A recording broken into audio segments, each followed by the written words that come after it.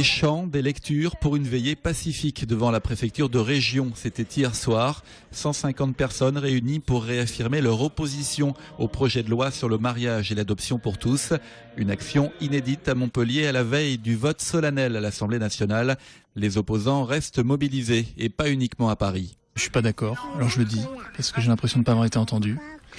Donc je continuerai de le dire et en fait on se rend compte que de plus en plus de personnes osent sortir du mutisme et osent dire ce qu'ils pensent.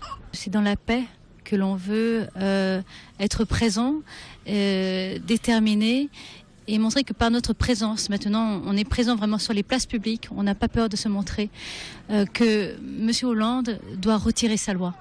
Et on sera là jusqu'au bout. C'est pas parce que la loi sera votée que la morale va changer et que l'importance pour l'enfant changera. Donc maintenant le combat continuera, pacifique, comme il a commencé, mais il continuera. Pour 331.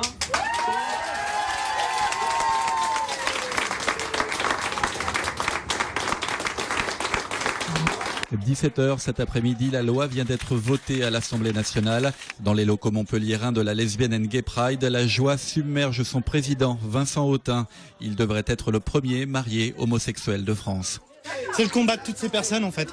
De toutes ces personnes. Enfin, moi je suis que la partie visible, mais c'est le combat des militants, c'est le combat de l'égalité. C'est waouh.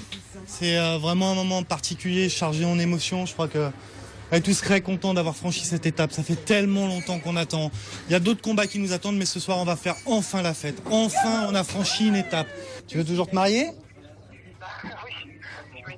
Et ben alors, c'est parti. Je te donne rendez-vous à la mairie. Et le premier mariage gay devrait être célébré d'ici un mois à Montpellier, après l'avis du Conseil constitutionnel qui a été saisi par l'UMP et l'UDI. Les opposants au texte, quant à eux, n'ont pas l'intention de baisser les bras.